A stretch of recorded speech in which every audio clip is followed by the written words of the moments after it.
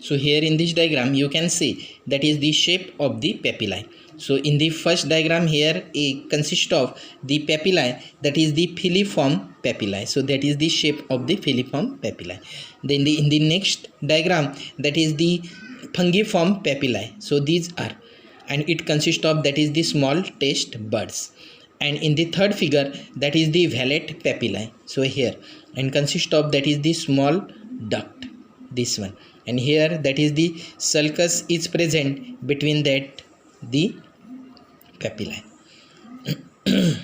After then, let's see, that is the muscles of tongue. So a midline fibrous septum, this one, it divides the tongue into right and the left halves, and it half consists of the 4 intrinsic muscle and the 4 extrinsic muscle.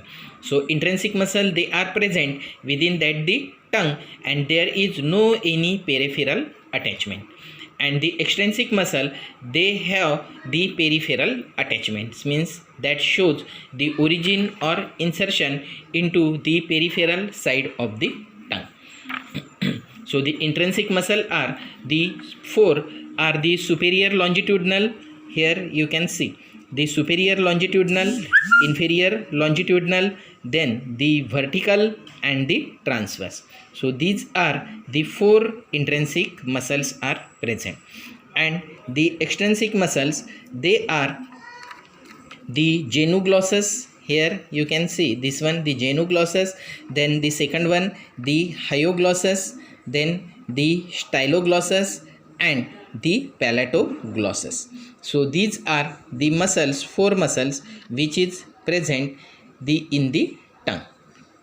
This intrinsic muscle, it gives the shape of the tongue, where the extrinsic muscle moves the tongue into that the different direction. So these are the extrinsic muscle, that is the genioglossus, C1, then the hyoglossus, this one, then the styloglossus, and the palatoglossus. So the genioglossus muscle, it is originate from the superior genial tubercle, and it is inserted the whole of the tongue and the hyoid bone. So here, this is the hyoid bone, this is the palate. So that the muscle, it should be inserted to that the tongue and the hyoid bone. Then the action of this muscle, that is protrudes the tongue. Then second one, that is the hyoglossus. So hyoglossus, it is originate from the greater cornua and the part of the body of the hyoid bone. Then it is inserted the side of the tongue between the styloglossus laterally and inferior longitudinal muscles medially. The function of this hyoglossus muscle, that is depresses the side of the tongue and they make the dorsal surface convex. Then the styloglossus, so this one, so it is originate from the tip of the styloid process and inserted the side of the tongue throughout the whole length. Then the function is draws the side of the tongue upwards and the backward. Then the palatoglossus, so origin from the oral surface of the palate and inserted to the side of the tongue. Then function is to pulse the root of the tongue. So these are the 4 extrinsic muscle of the tongue. Then let's see, that is the different function which is done, or the movement of the tongue which is done by this muscle. So here you can see, that is the protrusion of the tongue. So this one, that should be occurs by the genioglossus muscle. Then the retraction, means tongue goes backward, so it should be occurs by the styloglossus muscle. Then the depression, so tongue should be depresses, so it should be occurs by the hyoglossus muscle. And the elevation of the tongue, so it should be occurs the palatoglossus muscle. And the changes the shape, this changes the shape of the muscle, so that should be occurs by the intrinsic muscle. Arterial supply of the tongue. So tongue is mostly supplied by the branches of the external carotid artery. So here that is the common carotid, this is the branch of external carotid, and this is the internal carotid. So that is the branch of the external carotid artery, that is the lingual artery. So this one, it is the chief artery which supply to the different part of the tongue. So first, that is the deep lingual artery. So this one, it is supply to the anterior part. So this one, deep lingual artery. And second one, that is the dorsal lingual artery, which is supply to that the posterior part of the tongue. Then the third one, that is the tonsillar branch of, this is the facial artery. So facial artery, that is also the branch of the external carotid artery. Then ascending pharyngeal arch. So here, or the ascending pharyngeal artery. So that is also the branch of the external carotid artery, which is supply to the posterior part of the tongue. The venous drainage of the tongue. First, that is the deep lingual vein. So these are the principal vein of the tongue, and it is visible on the inferior surface of the tongue near to that the median plane, both on the lateral side through the thin mucous membrane. Then second one, that is venicomitant. So it is accompanying a lingual artery course. So they are joined to the dorsal lingual vein, and these veins unite at the posterior border of the hyoglossus to form the lingual vein, which drains into either a common facial vein or the internal jugular vein. After then, that is the lymphatic drainage. So the lymphatic drainage of the tongue. So the tip of tongue here, that should be drains bilaterally into that the submental lymph nodes. So here, then the right and the left hulls, remaining part of the anterior 2/3 of the tongue, that is drain unilaterally into the submandibular lymph nodes. So this one. Then next to it, the posterior 1/3 part of the tongue, that drain bilaterally into that the jugulo-omohyoid lymph nodes. So this one. So since most of the lymph from the tongue ultimately drain into that the jugulo-omohyoid lymph node, and these called as the nodes of the lymph nodes of the tongue. So that is the lymphatic drainage. The nerve supply of the tongue. First, that is the motor nerves. So all the extrinsic and the intrinsic muscles of the tongue, except that is, this is the palatoglossus. It is supplied by the hypoglossal nerve, except that is the palatoglossus, and this palatoglossus, that is supplied by the accessory nerve throughout the pharyngeal plexus. Then the sensory nerve, most of that is the lingual nerve. It is help for the general sensation, and the chorda tympani, it is the nerve of the taste for the anterior 2/3 of the tongue.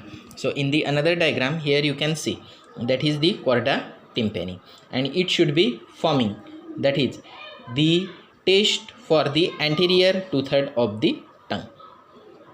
Then the glossopharyngeal nerve, this one, it is the nerve of both general sensation and the taste for the posterior 1/3 of the tongue. So here in this diagram you can see that is the glossopharyngeal nerve, that is help for the taste of the posterior 1/3 of the tongue. So this one. Then the clinical anatomy or the applied related with that the tongue. So the first clinical point related with the tongue, that is injury to that the hypoglossal nerve, produces the paralysis of the muscles of the tongue on the side of the lesion. So tongue, that should be turned on the lesion side. Then next to it, that is the glossite. So the glossite is, it is usually a part of the generalized ulceration of the mouth cavity, that is called in general language the stomatitis. Then next part or the next clinical point, the under surface of the tongue, it is a good sign for the observation of the jaundice. Then next to it, in unconscious patient, the tongue may be fall back and obstruct the air passage. This can be prevented either by laying patient on the one side with his head down position. Next to it, that is the coating or the furring of the tongue bears no relation to the digestive disturbance as generally thought, but it is usually occurs due to the smoking, respiratory tract infection, fever or the oral infection. The next clinical point, that is the tongue tie. If that is the frenulum, here centrally on the inferior surface you see that is the frenulum. So if the frenulum extends too far towards the tip of the tongue, so it is called the tongue tie. So because of this, it inhibits the normal movement of the tongue and may interfere with the normal speech. So this can be corrected by cutting the frenulum surgically. So certain drugs which are lipid soluble can diffuse through the thin mucous membrane lining of the sublingual region of the oral cavity and can be quickly absorbed into the circulation. The example, that is the nitroglycerin or the sorbitrate tablet, which is act as a vasodilator and used in case of the angina pectoris.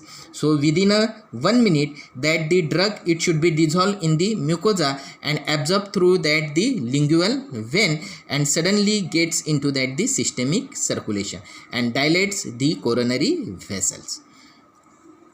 In the carcinoma of the tongue, it is the common site of the carcinoma and mostly involves in the anterolateral margin of the tongue.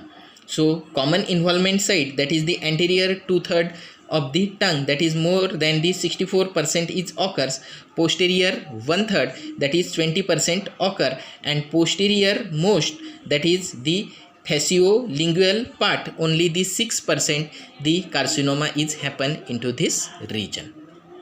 Then the safety muscle of the tongue, that is the genioglossus. So this one, it is called the safety muscle of the tongue because that is the two genioglossus muscle form the bulk of the tongue and are responsible to protrusion of the tongue. So if that muscles are paralyzed, the tongue will be fall back into that the oropharynx and obstruct the air passage, causing the choking and the death.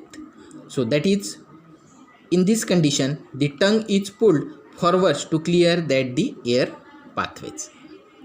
Then next to it, that is the genioglossus are commonly used as a clinical testing of the hypoglossal nerve. The muscle of the both side acting together protrude the tongue, whereas the single muscle deviate the tongue on the opposite side. So therefore, when patient is asked to protrude his tongue, the tongue deviates on the paralyzed side. So that should be shows the side of the lesion of the hypoglossal nerve. So the refer pain of the cancer of the tongue. So the patient with the cancer of tongue often complain of the pain in the ear, temporomandibular joint, temporal fossa and the lower teeth, and this is due to the refer pain. And it is important to note that the pain is frequently referred from one branch of the mandibular nerve to that the other. And you know, carcinoma commonly involves in the anterior 2/3 part of the tongue. So thus, if the sensation carried from the anterior 2/3 of the tongue by the lingual nerve are referred to auriculotemporal nerve, and patient feels the pain in the ear, temporomandibular joint and the temporal fossa. On other hand, if the pain from the lingual nerve is referred to the anterior alveolar nerve, so the pain is felt in the lower teeth. So these are some clinical points related with the